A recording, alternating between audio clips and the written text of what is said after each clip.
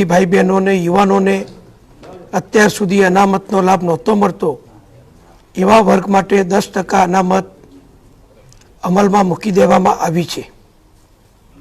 જ્યારે ભારત સરકારે આ કાયદો લોકસભા રાજ્યસભામાં પસાર કર્યો અને માનનીય રાષ્ટ્રપતિજીએ પણ એની મંજૂરી આપી, એ જ દિવસે માનનીય મુખ્યમંત્રી શ્રી વિજયભાઈ રૂપાણીએ ટ્વીટ કરીને गुजरातनी जनता ने माहिती आपी हती कि गुजरात सरकार पण वहेली तके आ कायदो अमल में लावशे अने एनी अमलवारीनी पण मुख्यमंत्री श्री विजयभाईए अधिकृत रीते जाहेरात करी हती।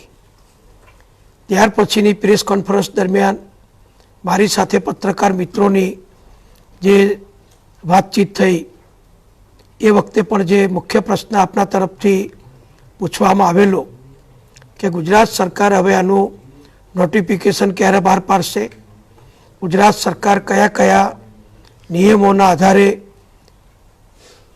कया क्राइटेरियाना आधारे आ आर्थिक अनामत गुजरातना विद्यार्थीओ माटे गुजरात राज्य में लागू करशे। आज मुख्यमंत्री श्री विजयभाई रूपाणीनी अध्यक्षता में योजायेल प्रधानमंडळनी मीटिंग में आ मुद्दा अंगे खूब ज विशद चर्चा विचारणा करवामां आवी छे अने भारत सरकारे जे नोटिफिकेशन बहार पाड्युं एनी जे शर्तो छे, एनी जे अमलमां मूकवानी जे कार्यपद्धति छे एना विषे पण खूब ज विशद चर्चा विचारणा करवामां आवी छे। सीनियर अधिकारीओ साथे पण चर्चा करवामां आवी छे, जेमां मुख्य सचिव श्री सामाजिक न्याय अधिकारिता विभागना अग्र सचिव श्री, माननीय मुख्यमंत्री श्रीना सलाहकार श्री कैलासनाथन जी, नाणा विभागना अधिक मुख्य सचिव श्री अग्रवाल जी, आ बधानी उपस्थिति में बधा ज केबिनेटना मंत्रीश्रीओए अगत्यना मुद्दा पर छणावट करी, चर्चा करी, माहिती मेळवी अने बधाए पोतपोताना जे अभिप्राय आप्या छे अने भारत सरकारे जे नॉर्म्स साथे जे क्राइटेरिया धोरणों साथे केंद्र सरकारनी नौकरीओ माटे अने केंद्र सरकारनी संस्थाओमां प्रवेश माटे जे धोरणों नक्की कर्या छे ए धोरणों अंगे पण गुजरात राज्य में केटलो अमल करवो ए विषे विचारणा करी। भारत सरकारे जे कायदो बनाव्यो छे एमां भारत सरकारे पोतानी रीते जे धोरणों नक्की कर्या होय एना सिवाय पण अन्य धोरणों, अन्य प्रकारना क्राइटेरिया ने रूल्स मंजूर करवानी सत्ता ए राज्य सरकारोने आपी छे। एना अनुसंधानमां पण चर्चा करवामां आवी अने बधी चर्चा विचारणाना अंते बधा पासाओ पर पुख्त विचारणाना अंते बधा ज मंत्रीश्रीओए जे पोताना विचारों अने सूचनों कर्या एना आधारे आज प्रधानमंडळे मुख्यमंत्री श्री विजयभाईनी अध्यक्षता में निर्णय कर्यो छे कि गुजरात राज्य में आर्थिक 10% अनामत आपवानो जे निर्णय छे एमां फक्त एक ज क्राइटेरिया, एक ज धोरण लायकात धरावता विद्यार्थी भाई बहनों माटे नक्की करवू अने ए अमे जे नक्की कर्युं छे ए भारत सरकारे जे आवक मर्यादा नक्की करी छे कि 8 लाख रुपया सुधीनी पारिवारिक आवक होय ए परिवारना युवक युवती दीकरा दीकरी भाई बहन ने सरकारी नौकरी में अने सरकारी संस्थाओं में अथवा सरकारे जे प्रमाणे मंजूरी आपी होय जे शैक्षणिक संस्थाओं में अत्यारे गुजरात सरकारना नियमों प्रमाणे प्रवेश आपवामां आवे छे ए बधी संस्थाओं में आ रिजर्वेशन अनामत लागू करवी। मुख्य जे आपणे फेरफार कर्यो छे भारत सरकारना धोरणों में एमां भारत सरकारे जे धोरण नक्की कर्या हता एमां 5 एकरथी વધુ ખેતીની જમીન ધરાવતા હોય એમને આ યોજના માટે માન્યતા નહોતી મળતી। એવી જ રીતે 1000 ચોરસ ફૂટ કે તેથી વધુનો રહેણાંકનો ફ્લેટ હોય એમને પણ માન્યતા નહોતી મળતી, એટલે એ પણ લાભાર્થી થઈ શકતા નહોતા. બીજું, ભારત સરકારે જે નક્કી કર્યું છે કે નગરપાલિકા વિસ્તારમાં 100 ચોરસ વારથી વધુ વિસ્તારનો રહેણાંક પ્લોટ ધરાવતા હોય એમને પણ માન્યતા નહોતી મળતી. એ પણ આપણે અહીંયા આપણા ધોરણોમાં સ્વીકાર્યું નથી. અને બિન નોટિફાઈડ વિસ્તાર એટલે કે કોર્પોરેશન અને નગરપાલિકા સિવાયના સમગ્ર ગુજરાત રાજ્યની અંદર 200 ચોરસ વાર કે તેથી વધુ વિસ્તારનો કોઈની પાસે રહેણાંક પ્લોટ હોય તો એને પણ લાભાર્થી તરીકે ભારત સરકારના ધોરણો પ્રમાણે આ યોજનાનો લાભમાંથી બાકાત રાખવામાં આવ્યા છે. અમે મંત્રીમંડળમાં જે ચર્ચા વિચારણા કરી એમાં એક જ જે મુખ્ય મુદ્દો છે કે પરિવારની વાર્ષિક આવક 8 લાખ રૂપિયાથી વધુ ના હોય એવા તમામ પરિવારો જે કોઈપણ જાતની અનામતનો કોઈપણ લાભ મેળવતા નથી એવા પરિવારોને અમે એટલા માટે આવરી લીધા છે કે ભારત સરકારે જે આવક મર્યાદાનું 8 લાખનું ધોરણ નક્કી કર્યું છે એની અંદર જે પરિવારની કુટુંબની જે વ્યાખ્યા કરી છે ભારત સરકારે, એમાં જે ઉમેદવાર હોય, સરકારી નોકરી મેળવવા ઈચ્છતા હોય અથવા સંસ્થાઓમાં, શૈક્ષણિક સંસ્થાઓમાં પ્રવેશ મેળવતા ઈચ્છતા હોય એવા વ્યક્તિની આવક અને એના માતા પિતાની આવક અને એના પરિવારમાં 18 વર્ષથી નાની વયના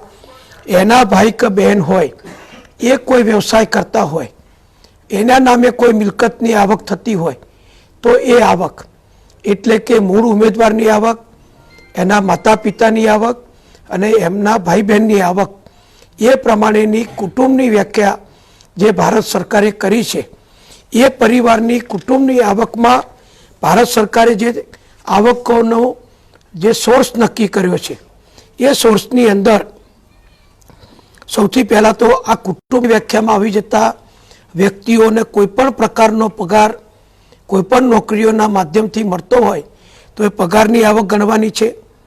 આ પરિવાર પાસે કોઈ ખેતીવાડીની જમીન હોય તો ખેતીવાડીની જે આવક થતી હોય તો એ આવક પણ આમાં ગણવાની છે. પછી એમને કોઈ નાનો મોટો ધંધો હોય, કોઈ વ્યવસાય હોય, કોઈ દુકાન હોય, કોઈ ફેક્ટરી હોય, એની જે આવક થતી હોય તો એ પણ આવક ગણવાની છે.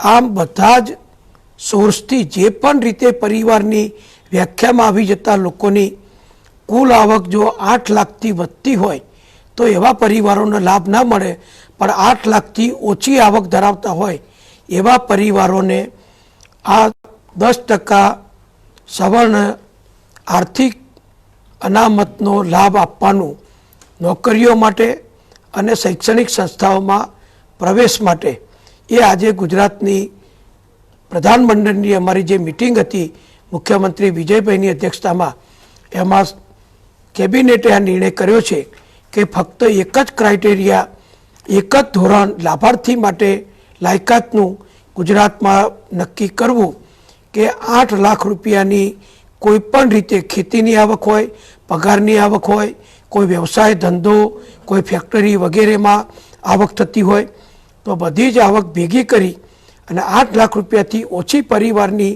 આવક થતી હોય એવા પરિવારોના યુવાનોને, યુવતીઓને 10% આર્થિક અનામતનો લાભ આપવાનો રાજ્ય સરકારે નિર્ણય કર્યો છે. બીજું એક નિર્ણય જે ગુજરાત સરકારે કર્યો છે એમાં ગુજરાત સરકારની જે માન્ય શૈક્ષણિક સંસ્થાઓ છે, અત્યારે ગુજરાતમાં કોઈ પણ શૈક્ષણિક સંસ્થા હોય, યુનિવર્સિટી હોય, ઇન્સ્ટિટ્યૂટ હોય, એ બધામાં ગુજરાત સરકારના શિક્ષણ વિભાગની જે નોર્મ્સ, નિયમો લાગુ પડે છે એ જ પ્રમાણે જે સંસ્થાઓમાં અનુસૂચિત જાતિ માટે વિદ્યાર્થીઓને એડમિશન અનામત છે, બક્ષીપંથના વિદ્યાર્થીઓ માટે પ્રવેશના બેઠકો અનામત છે અને એસટી શિડ્યુલ ટ્રાઇબ એટલે કે આદિવાસી સમાજ માટેની જે સીટો અનામત છે, એ જે સંસ્થાઓમાં આ ત્રણેય પ્રકારની સીટો અત્યારે અનામત છે એ બધી જ સંસ્થાઓમાં હવે 10% આર્થિક અનામતના ધોરણો પ્રમાણે પણ વધારાની બીજી 10% સીટો આર્થિક પછાત વર્ગના વિદ્યાર્થીઓ માટે અનામત રાખવાની રહેશે. એટલે જ્યાં જે લાગુ પડે છે એ યથાવત રીતે 10%નો વધારો કરવામાં આવશે. બીજું જે ભારત સરકારે ખૂબ અગત્યનો નિર્ણય કર્યો છે કે 10% આર્થિક અનામત આપવાના કારણે કોઈપણ શૈક્ષણિક સંસ્થાઓમાં જ્યાં વિદ્યાર્થીઓ વધારે પ્રમાણમાં પ્રવેશ મેળવશે, એટલે ભારત સરકારે જે ધારાધોરણ નીતિ નિયમો નક્કી કર્યા છે એ જ પ્રમાણે ભારત સરકાર જે પોતાની શૈક્ષણિક સંસ્થાઓમાં અત્યારે જે માન્યતાવાળી સીટો છે એ સીટોમાં ભારત સરકારે જાહેર કર્યું છે એ પ્રમાણે 10% વધારાની સીટો દરેક વર્ગના વિદ્યાર્થીઓને પૂરેપૂરો ન્યાય મળે, દરેક વર્ગના વિદ્યાર્થીઓને સારી રીતે પ્રવેશ મળે અને કોઈ જાતની હરીફાઈ ન થાય એ માટે વધારાની 10% સીટો જે નવી ઊભી કરવાનો ભારત સરકારે નિર્ણય કર્યો છે એ જ પ્રમાણે ગુજરાત સરકારે પણ આજે નિર્ણય કર્યો છે કે ગુજરાત સરકારની જે માન્યતા પ્રાપ્ત શૈક્ષણિક સંસ્થાઓ છે જે ભારત સરકારના નોર્મ્સ પ્રમાણે 10% વધારો થયો છે એ જ પ્રમાણે ગુજરાત સરકારની બધી જ માન્યતા પ્રાપ્ત શૈક્ષણિક સંસ્થાઓની સીટોમાં પણ 10%નો વધારો ફરજિયાત રીતે કરવાનો રહેશે. એટલે અનામત વર્ગના વિદ્યાર્થીઓને પણ એ સીટોનો લાભ મળે અને જે સવર્ણ સમાજના 10% આર્થિક પછાતના ધોરણે જે લોકોને એડમિશન મળવાના છે એમને પણ આ 10% સીટોનો લાભ મળે. એટલે દરેક વર્ગના વિદ્યાર્થીઓને વધારાની 10% સીટો એ પ્રાપ્ત થશે. ભારત સરકારે એના નોટિફિકેશનમાં સ્પષ્ટ જણાવ્યું છે કે આ નવી 10% સીટો ઊભી કરવા માટે જે વધારાનો ખર્ચ થશે, જે વધારાની જગ્યાઓ શૈક્ષણિક કે બિન શૈક્ષણિક સ્ટાફની ઊભી કરવાની જરૂર થશે, જે વધારાની ગ્રાન્ટનો ખર્ચો કરવાનો થશે એ ભારત સરકારને લાગુ પડે છે.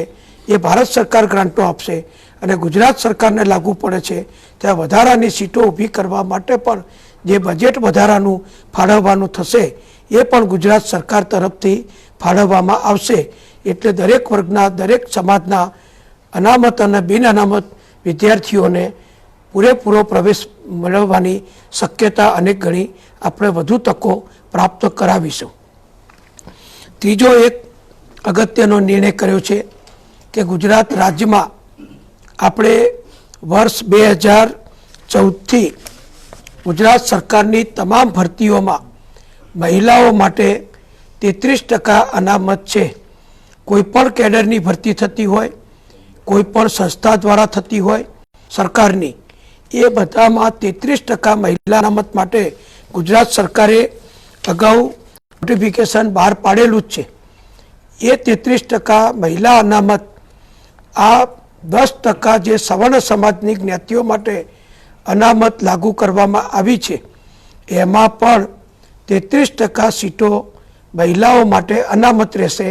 એટલે સવર્ણ સમાજની સમજી લો કે કોઈ નવી 100 સીટો ભરવાની થતી હોય તો આ 100 સીટોમાં સવર્ણ સમાજની જ અનામતનો લાભ ના મેળવતી એવી 33 બહેનોને પણ લાભ આપવાનો રહેશે. એટલે અત્યારે જીપીએસસી, ગૌણ સેવા પસંદગી મંડળ, પંચાયત સેવા પસંદગી મંડળ અને રાજ્ય સરકારની જે પણ ભરતીઓ જે પણ પદ્ધતિથી જે પણ સંસ્થાના માધ્યમથી થતી હશે એમાં 10% સવર્ણ સમાજ માટે અનામતનો અમલ તાત્કાલિક ધોરણે અમે આજકાલમાં જ આ નવું કેબિનેટે આજે જેને બહાલી આપી છે, મંજૂરી આપી છે, એ 10% અનામતનો કાયદાનું નોટિફિકેશન બહાર પાડીશું. જે સરકારી ભરતીઓ આપણે થોડા સમય માટે મુલતવી રાખી હતી એ ભરતીઓમાં પણ હવે 10% સવર્ણ સમાજની અનામતનું જોગવાઈ સાથેની પ્રવેશ અને નિમણૂક પ્રક્રિયા સરકારી નોકરીમાં લાભ આપવાની એ શરૂ કરવામાં આવશે. અને સવર્ણ સમાજની જે 10% સીટો છે એમાં પણ 33% સીટો બહેનો માટે પણ અમલમાં લાવવાની રહેશે. એટલે બહેનોને પણ સવર્ણ સમાજની સારી તકો મળે. આ બધું જ મેરિટ આધારિત થવાનું છે. મહિલાઓની પણ મેરિટ ગણાશે, ભાઈઓની પણ મેરિટ ગણાશે. એટલે ક્વોલિટી, ગુણવત્તા, ક્વોલિફિકેશન મેરિટમાં કોઈ પણ જગ્યાએ કોઈ બાદછોડ કરવામાં નહીં આવે.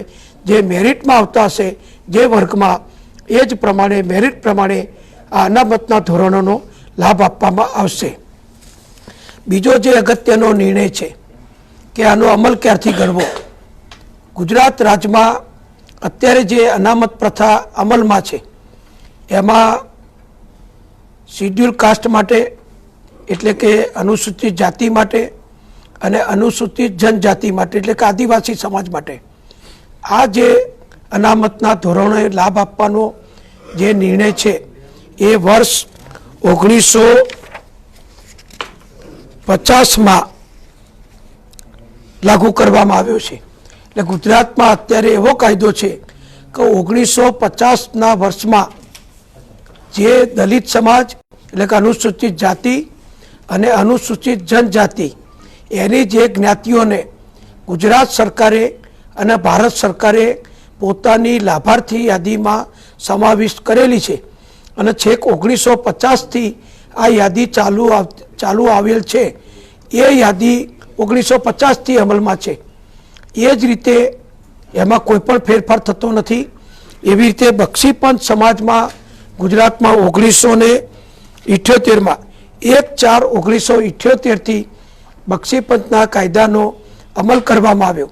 એ વખતે પણ ગુજરાતમાં તત્કાલીન સરકારોએ નિર્ણય કરેલો હતો કે 1/4/1978થી ગુજરાતની જે જ્ઞાતિઓને બક્ષીપંચમાં સમાવિષ્ટ કરવામાં આવી છે અને ત્યાર પછી પણ રાજ્ય સરકારે ભારત સરકારે કાયદેસર રીતે અધિકૃત રીતે જે નવી યાદીઓને જે નવી જ્ઞાતિઓને બક્ષીપંચની યાદીમાં ઉમેરી છે એ બક્ષીપંચની યાદીઓમાં 1978 પ્રમાણે જે યાદી ચાલે છે એટલે 1978 પછી કોઈ નવી જ્ઞાતિઓ ઉમેરવાની પ્રક્રિયા કર્યા સિવાય કોઈને સત્તા નથી. એટલે 1978 સુધી ગુજરાતમાં જે જ્ઞાતિઓ બક્ષીપંચમાં નોંધાયેલી છે એમને અનામતનો લાભ આપવામાં આવે છે.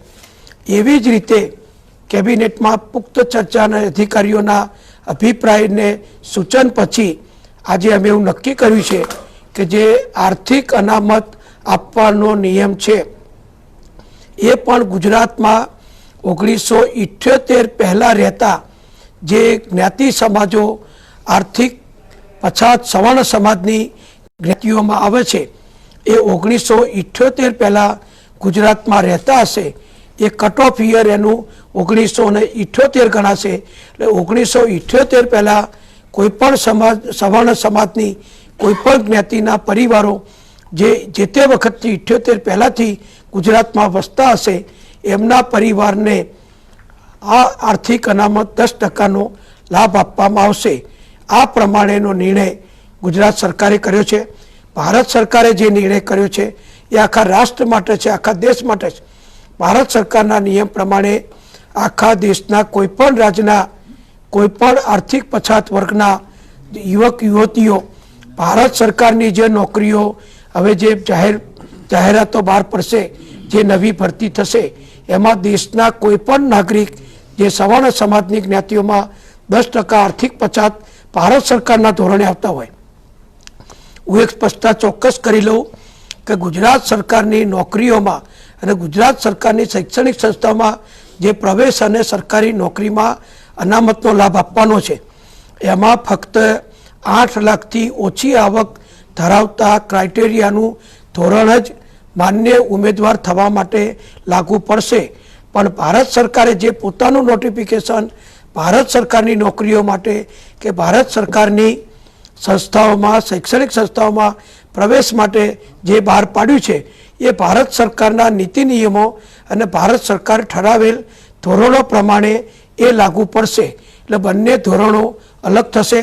ભારત સરકારની નોકરી માટેના ધોરણો અલગ અને ગુજરાત સરકારની નોકરી માટે કે ગુજરાત સરકારની શૈક્ષણિક સંસ્થાઓમાં પ્રવેશ માટે ફક્ત આપણે એક જ ધોરણ રાખ્યું છે કે જે પરિવારની આવક વર્ષે 8 લાખથી ઓછી હશે એ સવર્ણ સમાજના પરિવારને 8 લાખ રૂપિયાનું ઓછી આવક ધરાવતું સર્ટિફિકેટ જે ભારત સરકારે નક્કી કર્યું છે કે મામલતદારથી નીચી કક્ષાના નહીં એવા અધિકારીઓ જ આ સર્ટિફિકેટ આવકનો દાખલો અને જ્ઞાતિનો દાખલો આપી શકશે. એટલે આપણે ગુજરાત સરકારે પણ એ જ ધોરણ સ્વીકાર્યું છે કે આર્થિક પછાતમાં આવતી જ્ઞાતિઓ અને 8 લાખથી ઓછી આવક ધરાવતા પરિવારનો દાખલો મામલતદારથી નીચી કક્ષાના નહીં પણ મામલતદારથી ઉપરની કક્ષાના અધિકારીઓને આપવાની સત્તા રાજ્ય સરકાર આપશે. જેમાં પ્રાંત અધિકારી આવશે, જેમાં જિલ્લા સમાજ કલ્યાણ અધિકારી આવશે અને મામલતદારથી ઉપરની કક્ષાના અધિકારીઓ આવશે. આપણે મોટા પ્રમાણમાં અધિકારીઓની કેડરો આમાં એટલા માટે નક્કી કરીએ છીએ કે વિદ્યાર્થીઓના આવકનો કે જ્ઞાતિનો દાખલો મેળવવા જુદી જુદી જગ્યાઓમાં ઓફિસોમાં અધિકારીઓ પાસે જાય તો કામ વહેંચાઈ જાય અને ધસારો એક જગ્યાએ ન થાય. અધિકારી પણ કામ સારી રીતે સમયસર કરી શકે અને જે નાગરિકોને આ સર્ટિફિકેટ લેવાના છે એ પણ જુદી જુદી કક્ષાના અધિકારીઓ પાસે મેળવી શકે. એટલે બધાને સરળતાથી આ દાખલો પ્રાપ્ત થાય એ પ્રમાણેનું ધોરણ ગુજરાત સરકારે નક્કી કર્યું છે. સાહેબ, આપણે જે નિગમ બનાવ્યું છે એમાં જે નિગમના જે ધારાધોરણો છે એ બી બદલાઈ જશે આવકના, કારણ કે એમાં 4.5 લાખ અને 6 લાખ છે. જો આ ફક્ત આર્થિક અનામત 10% માટેના જ ધોરણો છે. સરકારની અનેક યોજનાઓમાં આવકના ધોરણો જુદા જુદા હોઈ શકે છે. અમે કેબિનેટમાં પણ એના અંગે ચર્ચા કરી, માનનીય મંત્રીશ્રીઓએ પણ આ અંગે સૂચનો કર્યા. દાખલા તરીકે આપણી જે મા યોજના કે મા વાત્સલ્ય યોજનાની આવકની જે લાયકાત ધોરણ છે એ જુદું છે. એ 3 લાખ રૂપિયા અને સિનિયર સિટીઝન માટે 5 લાખ રૂપિયા છે. તો સરકારની જુદી જુદી યોજનાઓમાં આવકના ધોરણો જુદા જુદા હોઈ શકે. કોઈ જગ્યાએ પૂર આવી હોય તો પૂરના અછતગ્રસ્તોને કોને લાભ આપવો, તો જે તે વખતે સરકાર અસરગ્રસ્તોને કેવી રીતે લાભ આપવો એના આવક ધોરણ જુદા નક્કી કરી શકે. કોઈ જગ્યાએ અછત હોય તો અછત કે પૂર વખતે કેવી રાહત આપવી એ ધોરણો નક્કી કરી શકે. શિક્ષણ છે, આરોગ્ય છે, અન્ય સમાજ કલ્યાણ વિભાગની સામાજિક ન્યાય અધિકારીતા વિભાગની યોજનાઓ છે એના ધોરણો જુદા હોઈ શકે. આ ધોરણો જે નક્કી કર્યા છે એ ફક્ત 10% આર્થિક અનામતના લાભ લેવા માટેના ધોરણો છે. બાકીના ધોરણો જુદી જુદી યોજનાઓમાં જે ઠરેલા છે એ પ્રમાણે અત્યારે યથાવત રહેશે. એડમિશનમાં જે રીતે 10% એડમિશનમાં સાહેબ 10% જે રીતે વધારાની સીટોનું તમે પ્રોવિઝન કર્યું એ રીતે નોકરીઓમાં બી 10% વધારાની રખાશે. સરકારની ભરતીઓ મોટા પ્રમાણમાં ચાલે છે. સરકાર મોટા પ્રમાણમાં જુદા જુદા ક્ષેત્રમાં ભરતીઓ કરી રહી છે. એટલે એનો લાભ ચોક્કસ વધુ ઉમેદવારોને મળશે. કારણ કે ભૂતકાળમાં કેટલાક વર્ષો જુદા જુદા કારણસર ગુજરાતમાં એવા ગયેલા કે જે વખતે રાજ્ય સરકારમાં 20% ભરતી ઉપર કાપ હતો, એ પછી 10% કાપ થયો.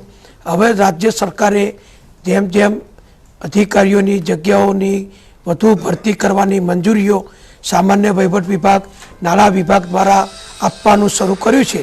આપણે ગયા વર્ષે પણ 75,000 કરતાં પણ વધુ સરકારી કર્મચારીઓની ભરતી કરી. એમ આ વર્ષે પણ મોટા પ્રમાણમાં કરી રહ્યા છે.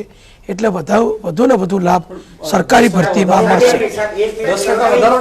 એવો કોઈ નિર્ણય અત્યારે નથી. અત્યારે વયમર્યાદામાં કોઈ ફેરફાર કર્યો નથી.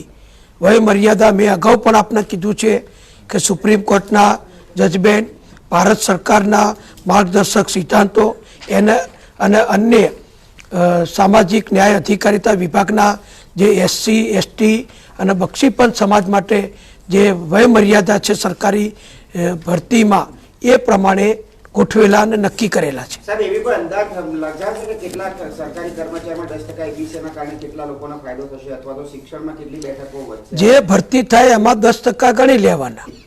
દાખલા તરીકે 1000 ભરતી થાય તો એના 10% આર્થિક સવર્ણ પછાત વર્ગના આવે. ભરતી થાય બધા જેમ જેમ ભરતી થાય એમ બધું આવે અને આ બધું કાયમી છે. મેં અગાઉ કહ્યું એમ આપના જાણકારી માટે કહું કે SC, ST ને સરકારી ભરતીમાં અનામતમાં કોઈ પણ જાતની આવક મર્યાદા નથી.